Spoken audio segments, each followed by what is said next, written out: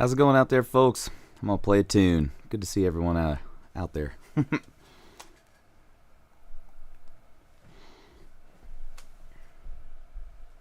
the volume right. We're just getting back into the swing here. Maybe a little louder.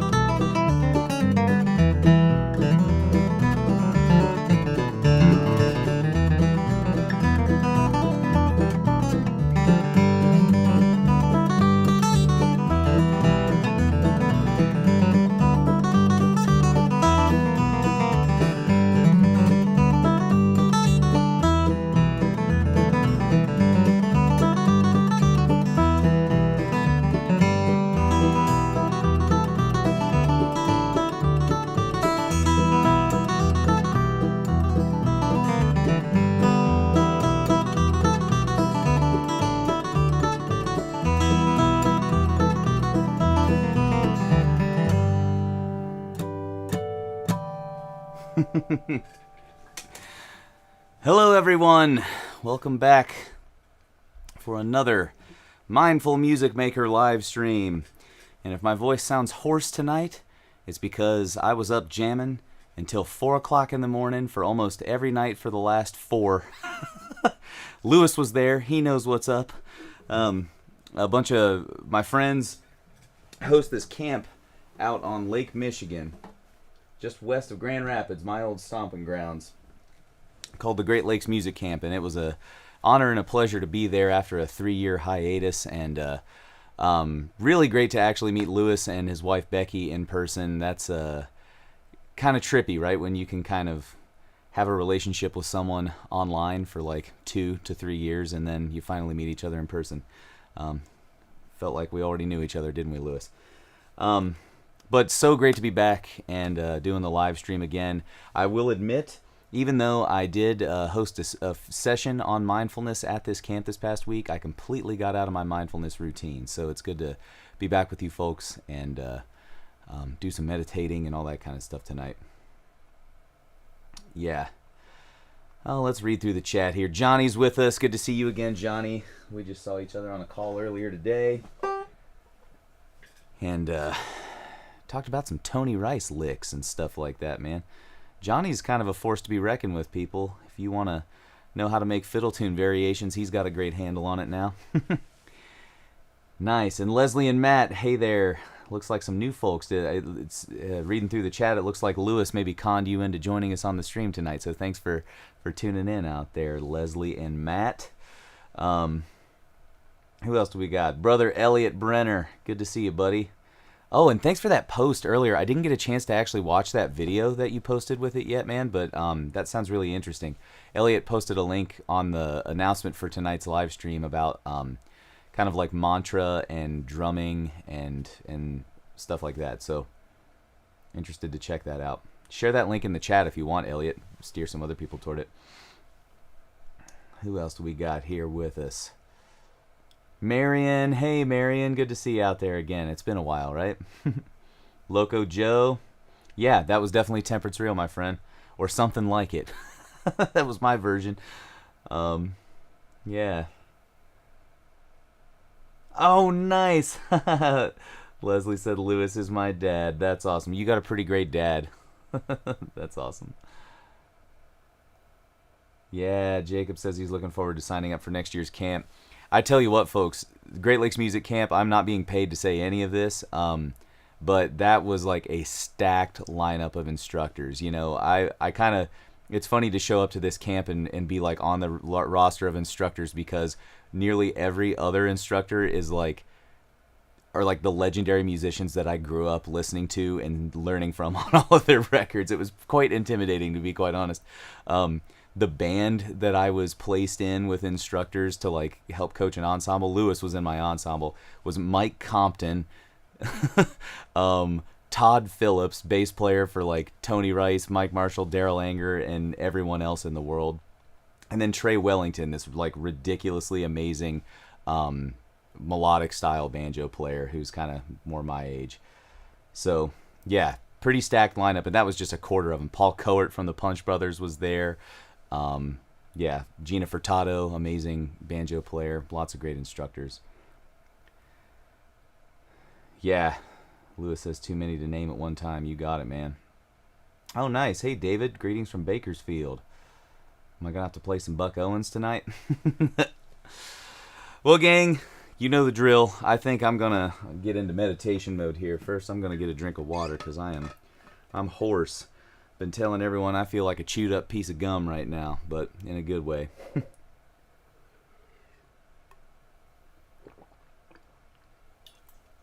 Alrighty. But let's everybody put our mindfulness hats on, get into a good meditation position. If you're joining us for the first night, and I think we actually do have some first timers out here, and you're not familiar with meditation, all we're going to do is get into a nice relaxed posture and then kind of focus on our breath, use that as our anchor. If any thoughts creep into your mind or any emotions or anything like that, just let them be there, but try to bring your mind's eye back to the breath, the in and out breath. My meditation coach asked me to count out breaths. That's a good way to kind of like keep the cycle regular. So to get into the zone, let's, if you're seated like I am, or if you're cross-legged on the floor, that's cool. Just make sure that you're kind of up on your sits bones, and you're nice and balanced. You don't want to lean back and slouch, or you don't want to be too far forward. Balance is the key here. So get on your sits bones, get your feet flat on the ground, and relaxed, nice 90-degree angle in your knees. And then imagine there's a string attached to the crown of your head, right there at the back. It's pulling gently toward the ceiling. What that does is kind of shoves your shoulders back a little bit, puts a nice curve in your lumbar and the lower back, tucks your chin in ever so slightly. And I like to gaze down at an angle to where my eyes are on the floor, about 6 feet in front of me or so. I can't convert that to meters. Sorry, Loco Joe. All right, gang, here we go. We're going for 5 minutes. Happy meditating.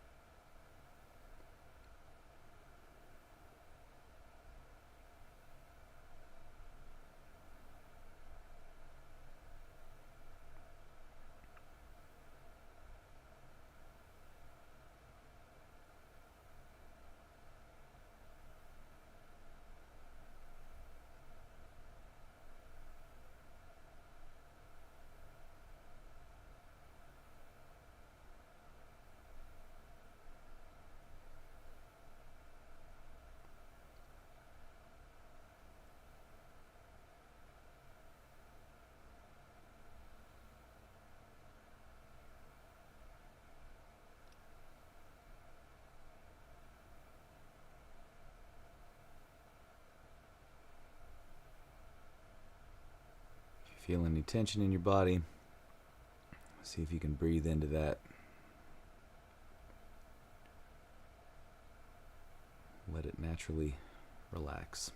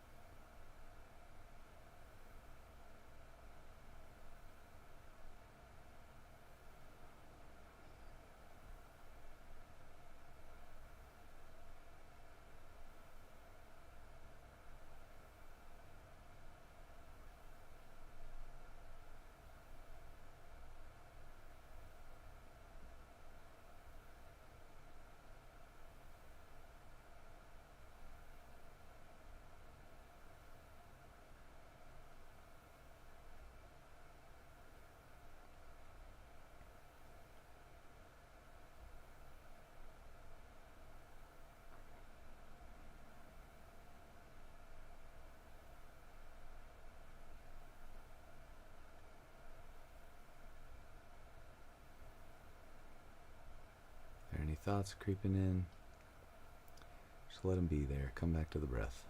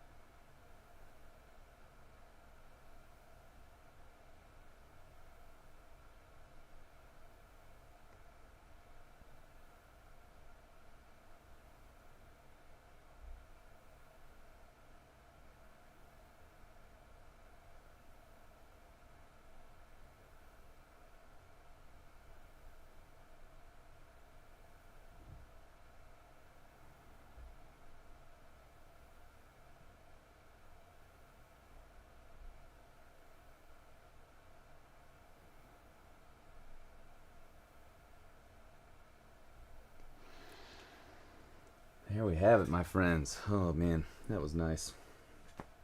Good to get back to meditating. I think at camp I strayed away from meditating too much every day because if I sat that long without moving or thinking about something, I knew I would go to sleep from being up so late the night before. Oh man, it's great. So I always do this for you newcomers. I think it's good, the whole point of this is to be present and in the moment, and that's why we use like a regular cyclical feeling in our body to kind of, anchor ourselves in the meditation. So give us on a scale from 1 to 10, how do you feel you did on that meditation? Were you able to focus your mind on the breath for most of the time? If so, that's a 10. That means you've just achieved nirvana and all that kind of stuff. And if you couldn't even focus on one breath, that's a 1, So how are we feeling on a scale from 1 to 10 out there? I'm going to say that I was a solid 7 this week, which is a pretty good score for me. I've only been meditating seriously for like 2 years, so Leslie and Matt 6, 7-ish. I like it.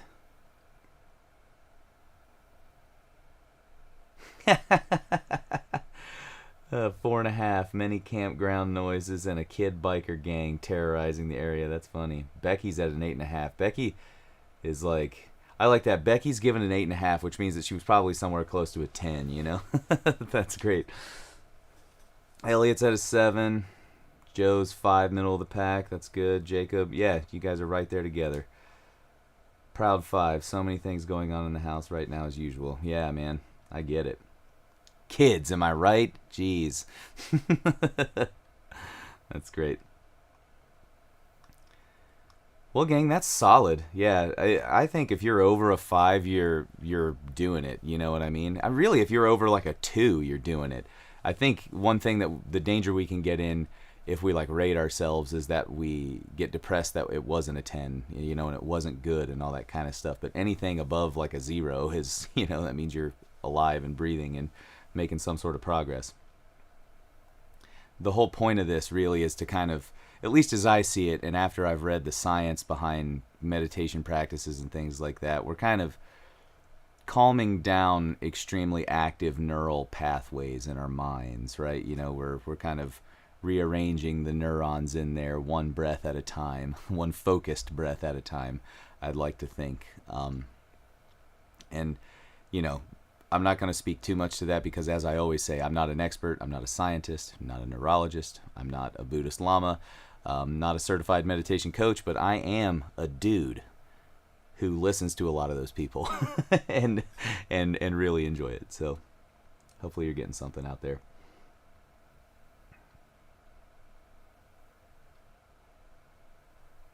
Oh, nice. Joe says something interesting. Once you mentioned tension, I started thinking about my left shoulder and lost my anchor more and more. The years of playing a heavy banjo standing up have caught up to me. I hear that, Joe.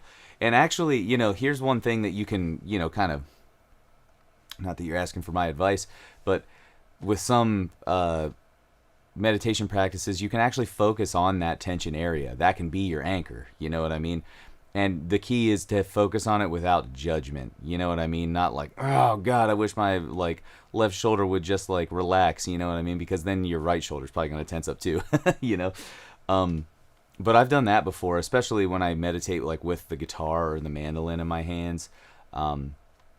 You still want to keep your breathing regular and don't want to stop and start your breath at an irregular pace. But you can definitely put your mind's eye in that shoulder zone and let that be your anchor. But I totally get what you mean. It wasn't your intended anchor. Yeah, awesome, gang. Well, I was kind of inspired, now we've reached the Hayes Talks at You portion of the live stream, but I was kind of inspired, my little spiel tonight, or musings tonight, were inspired by some of the stuff that I noticed at camp this past week, at the Great Lakes Music Camp. I was kind of, I was having a little sidebar with Mike Compton after our ensemble one day, and we were talking about how there's this thing that happens when any of us get into a stressful situation, and he and I were both kind of relating on this because we had been there before, where if you're in a new musical situation, or any kind of new situation really, where you're being tasked with doing something that you've either never done before or you've done before and failed at before. When you're in that scenario, a lot of times you'll find in the crowd of people that you're teaching classes to or teaching an ensemble to or anything like that, that there are people who set up barriers, so say it's hey, could you try this new pick grip? And I say that because I know Lewis kind of figured out a new pick grip from Mike Compton this week. Lewis is not one of these people, by the way, because he actually changed his pick grip to kind of accommodate Mike's requests. And I would actually be interested to check in on that later, Lewis, to see how that's going. But sometimes, say you're asked to change your pick grip by one of your mandolin heroes. I saw this happen in various settings at camp throughout the week, whether it was in ensemble or in some of my classes or observing other people's classes and jams and stuff, where people are oh, I can't change my pick grip. My hand is really this and that, or yeah, I just can't do that. It would screw me up. I just, So they keep in that moment coming up with a bunch of reasons that don't really have much to do with changing the pick grip, but there are these barriers that they have somewhere along the way put up, And granted, if your right hand can't physically do the new pick grip or something, I'm kind of excluding those people from this group. This is mostly people who have, like I said, put up barriers because they were either had a bad experience before, or they had been taught something different and never didn't maintain a curious attitude to kind of think about other possibilities. And Mike and I were kind of jamming on this thought for a minute, and it brings me back to this thing that John McGann, I've talked about him a million times on the stream. I remember him kind of pulling me aside in one of these kind of moments that I was having and kind of fed me this really I call it an old guy kind of phrase. It's something my dad or grandpa would have said to me, but can't never could. He pointed me out and he was hey man, can't never could. And I was what? But the more that I thought about that, what John's getting at, if you've never heard that phrase before, if you say you can't do something, can't never could do something in the first place, because by putting that barrier up, by saying you can't do something, you're never going to try to do that thing. And you're never going to experience any success whatsoever. So what I was thinking tonight to kind of tie this into the mindfulness thing is it could be really cool to practice as a little mindfulness exercise to write down a lot of those barrier words, I guess I'll call them, um, and I actually started doing this earlier today. I was keeping a list of them. Can't, won't, shouldn't, like all of those kind of things, like essentially any contraction that has not at the end of it. You know what I mean? I cannot, I should not, I will not. Any of those kinds of phrases can like really impede your progress and your learning.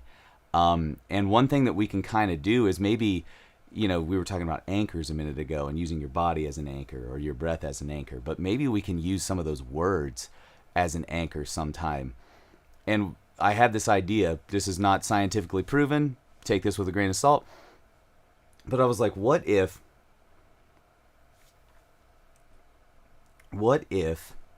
you kind of meditated on those words?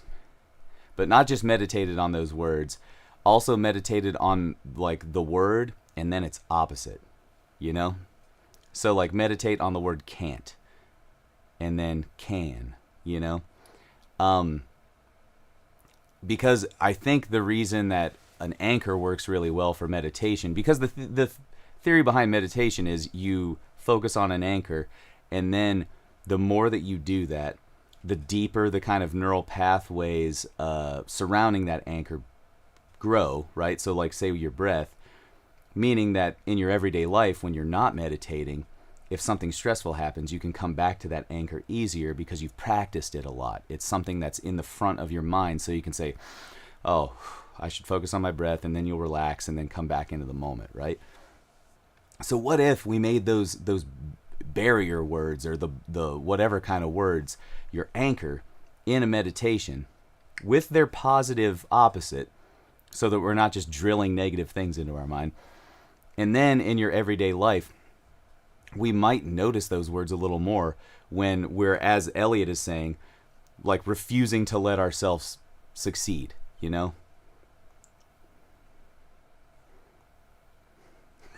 Oh man, Joe. This is why Joe, I love having him on the streams, dude. Science isn't about why, it's about why the hell not.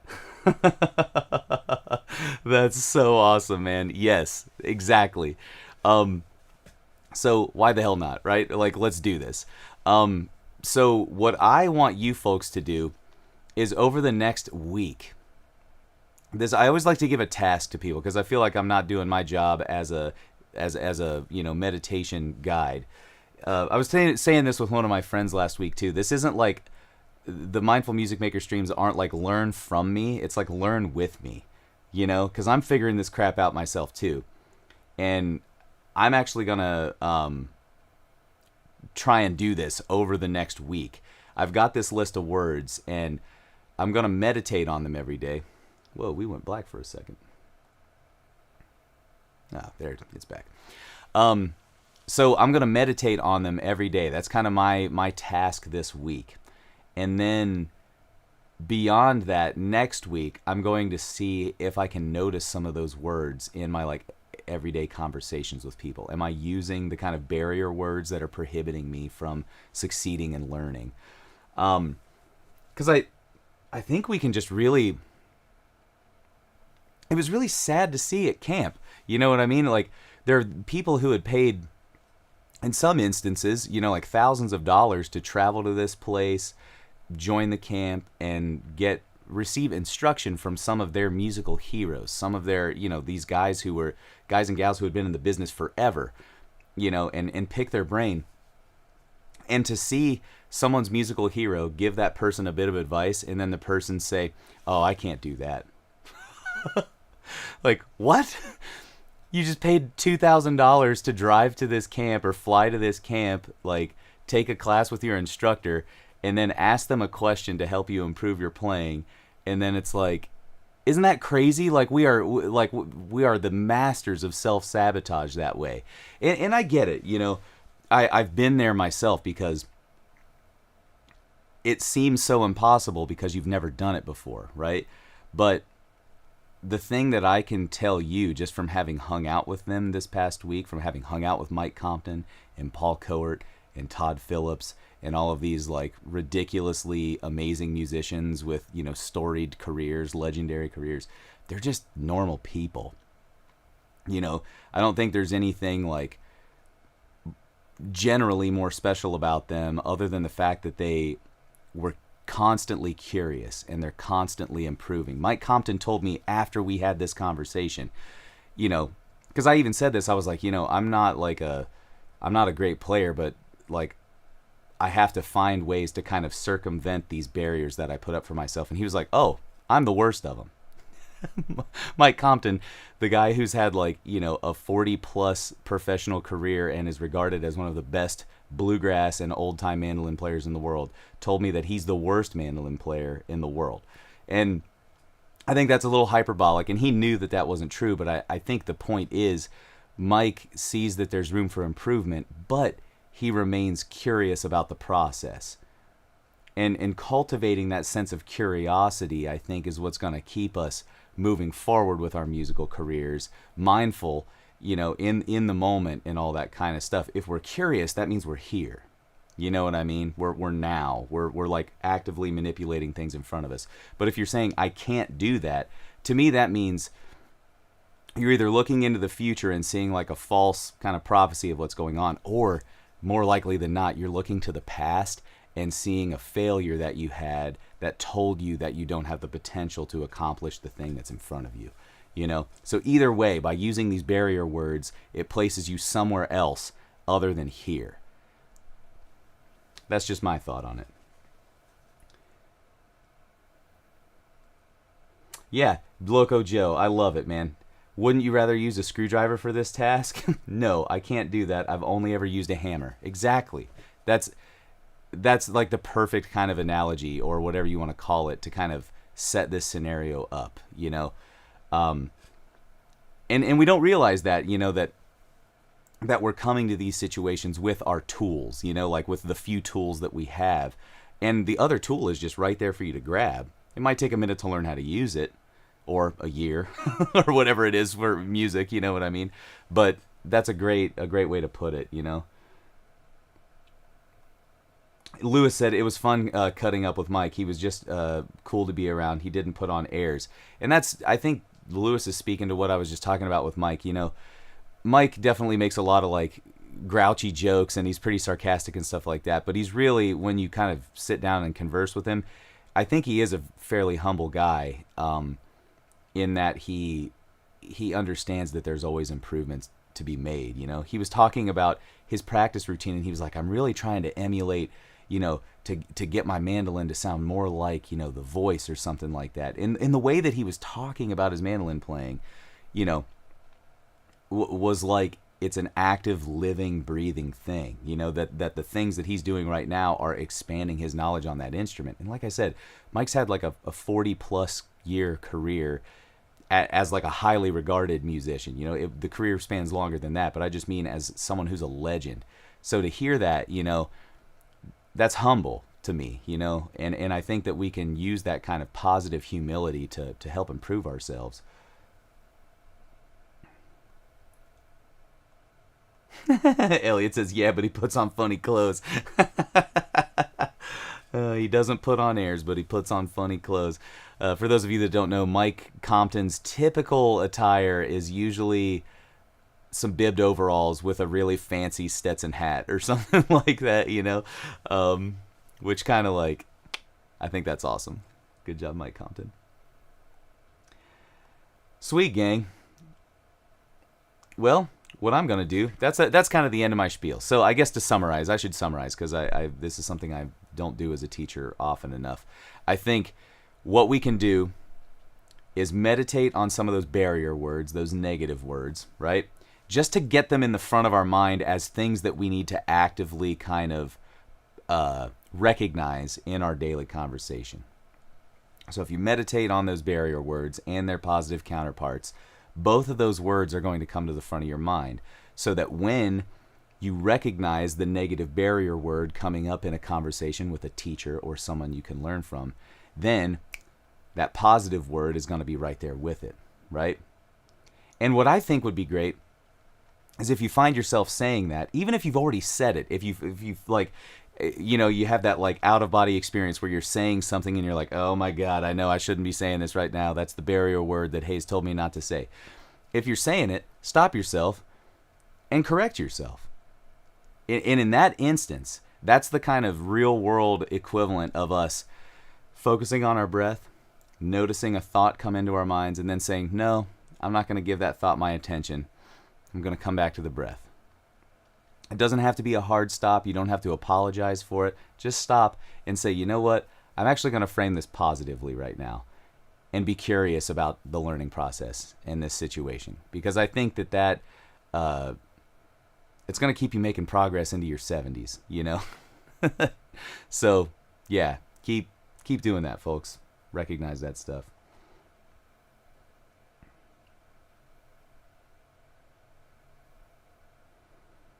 Loco Joe, in my opinion, if someone you respect gives you a tip to improve your playing, you at least give it an honest try to see if it works for you. Don't discard anything on prejudice. Judge for yourself. I love it.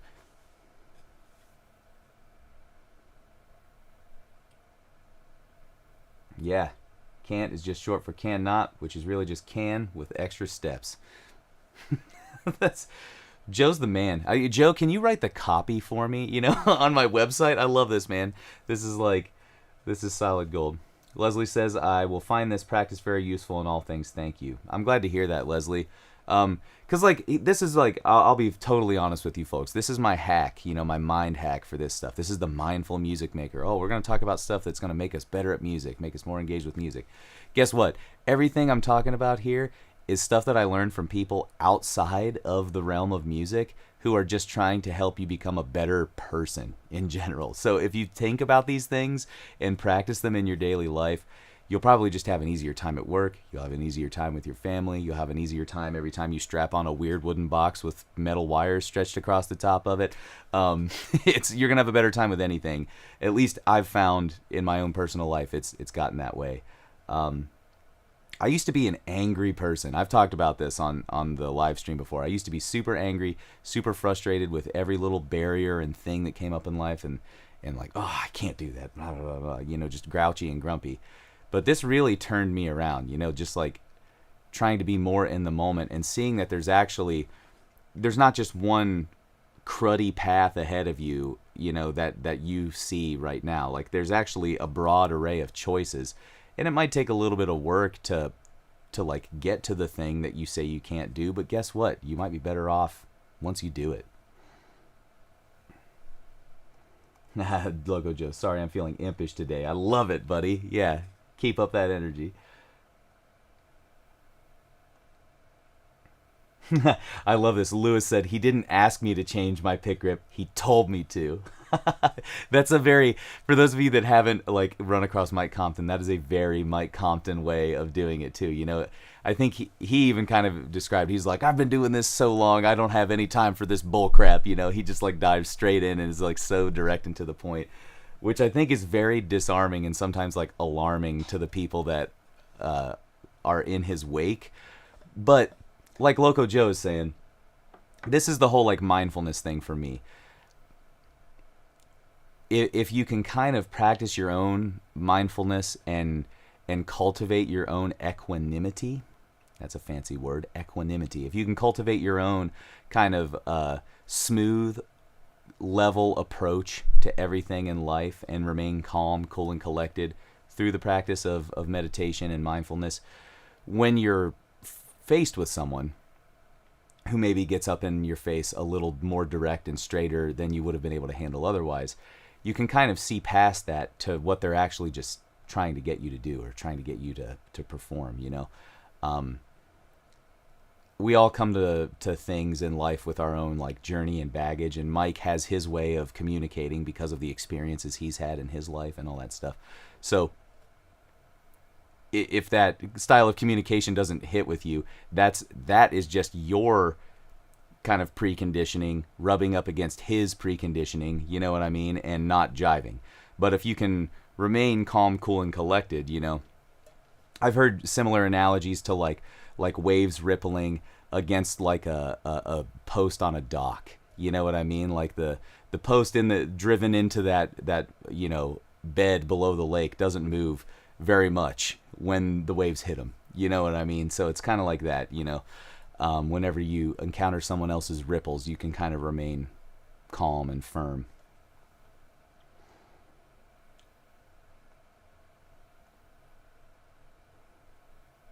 Elliot says, be careful. Some of us are well into our 70s. Yeah, man.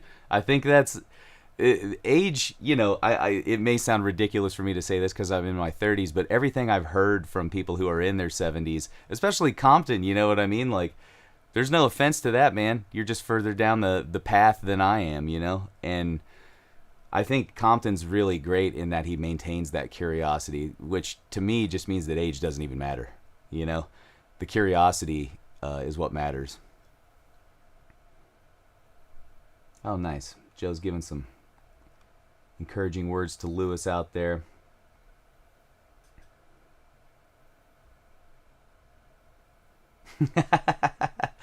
Now we're into pit grip talk. I love it. Oh, nice. Hey there, single mom. Thanks for visiting the live stream.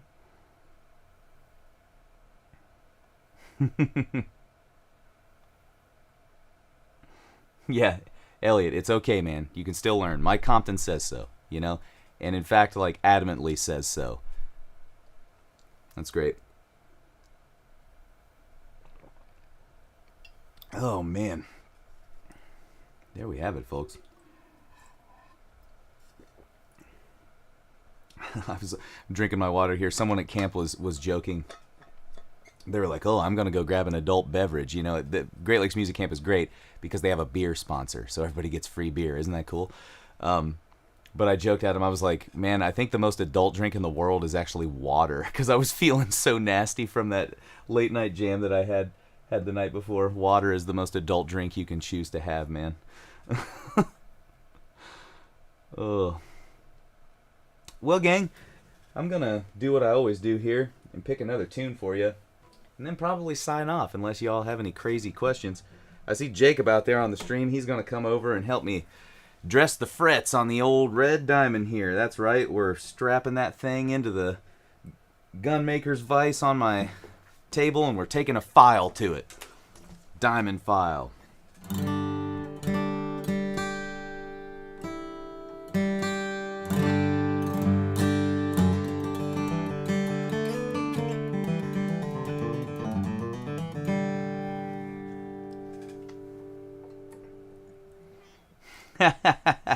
Nice. Joe says my appreciation for still water rises proportionally with my age. Yeah, that's definitely yeah. I can't even begin to describe it. It was almost like 6 or 7 years ago, Like, no joke, folks, I used to drink a lot of beer, not like alcoholic levels of beer, but like beer was like a regular mix, but like maybe one a day or two a day, you know what I mean? Now I'm like one a week and I'm good, It's give me some water, man. Oh, that's not the key I wanted to get in.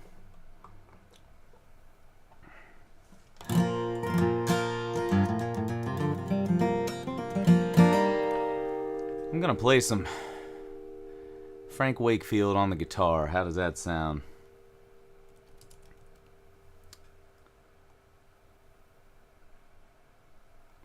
If you got any questions or any points of conversation, type them into the chat now. Otherwise, I'll play this tune and then we can get out of here for the night. But seriously, thanks to all you folks for joining me. All I'm really doing is like thinking about all the things that my teachers have told me, and I consider Mike Compton and Todd Phillips and all those guys from camp to be my teachers, But I thank them for the thoughts that they've kind of generated, because this is stuff that I was stewing on like the entire drive back yesterday. I had a good 5.5 hours to think about this. And their kind of insights paired with like what my mindfulness teachers have had to say is, we can definitely be our own worst enemies. And I love all you folks, and I don't want you to do that. Because I've seen how destructive it can be in like my own personal life and whatnot. So let's all just get better together, right? Let's do that. All right, new Camptown races. I'm going to take it at a nice easy loping tempo.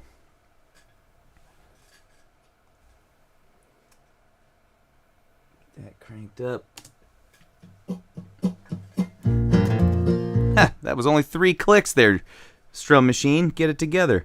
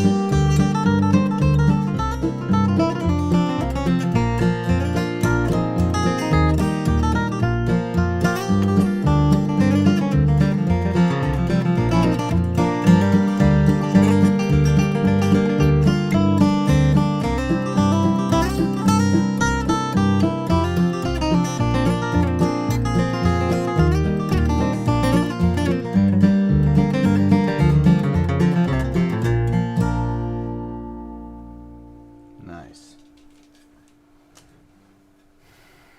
Wanted to make it a short one. Also, by the way, I have Jacob and I set this guitar up last week, and I have just completely fallen in love with it again. I was Jacob's gonna laugh at this. I've been thinking about selling this guitar for a while, because it was sitting in the case for such a long time, and I've got a couple other guitars that I play more, like the little L00, but this one might stay with me.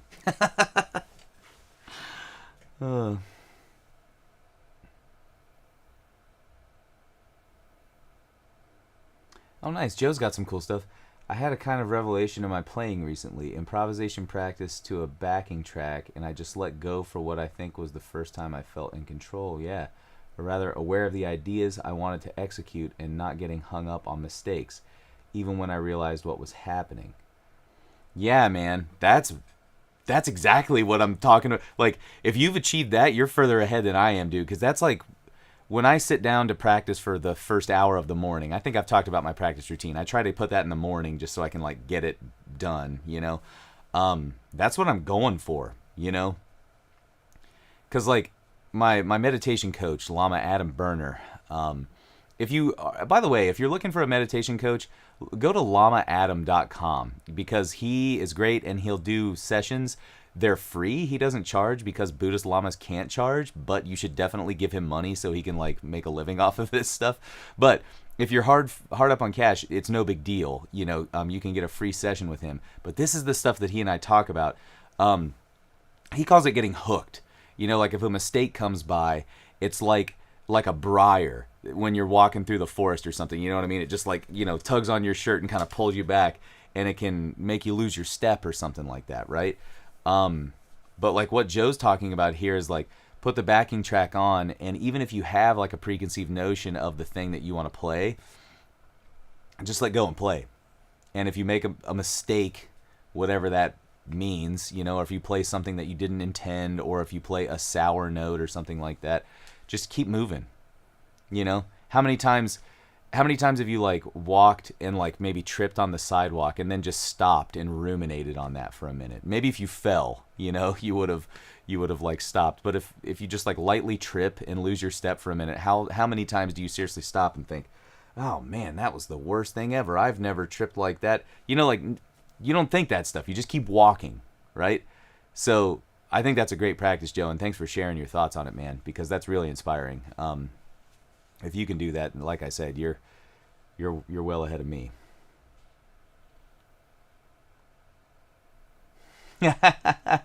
Nice. Jacob says he wants a right of first refusal to the guitar. You got it, buddy. Don't worry. It's in the will. It's for Lucas, you know?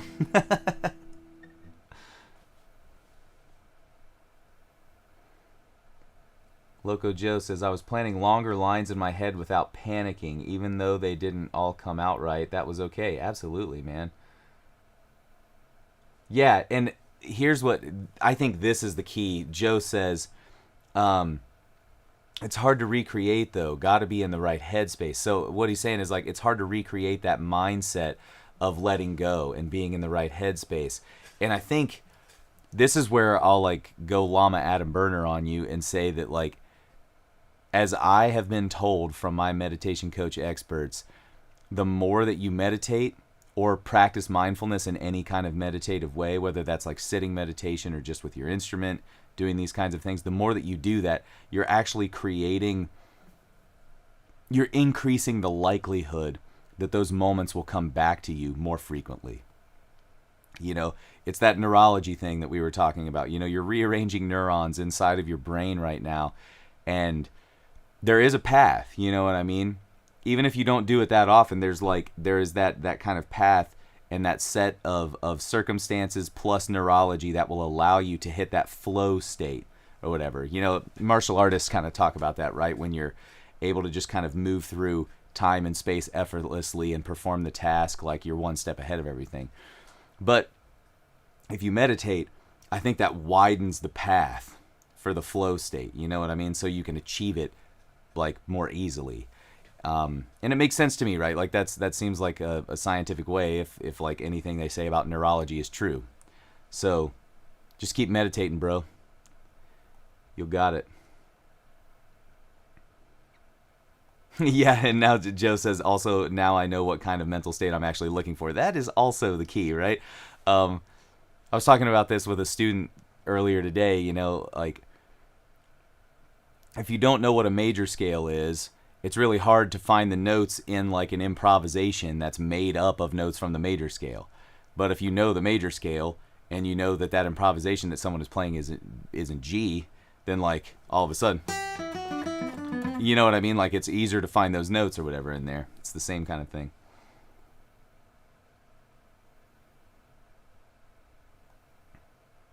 Oh, nice. Johnny and I, we were like, jinx, Johnny. It says it reminds me of the flow state that top-level athletes can achieve. I think it's exactly the same, man. I hear about this flow state thing in like so many different realms, like martial arts, athletics, music. We all like maybe use different terms for it sometimes, but it's definitely a phenomenon that we've noticed over time.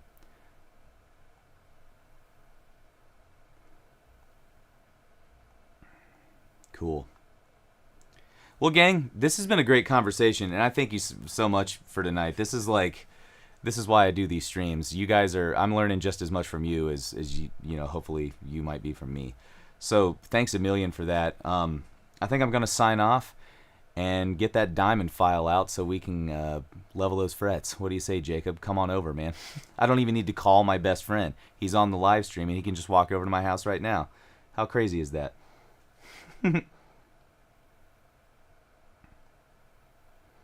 Yeah. Awesome, gang. Well, I'm going to put the guitar down and bid you all farewell. Thanks so much for joining the stream tonight. Lewis, yeah, thank you, my friend. It was so great to meet you in real life. And thanks to Leslie for joining in, and Becky, Elliot, Loco Joe. Really appreciate all you guys. Jacob, Johnny. Who else did I miss? Marion's out there. So great to see all you folks. Really, this community means a lot to me, and I'm really happy to have all of you around to like talk about this stuff. It means a lot. Sweet gang. We'll see you next time. All right, next week I'll definitely be here. Same place, same time. Take it easy.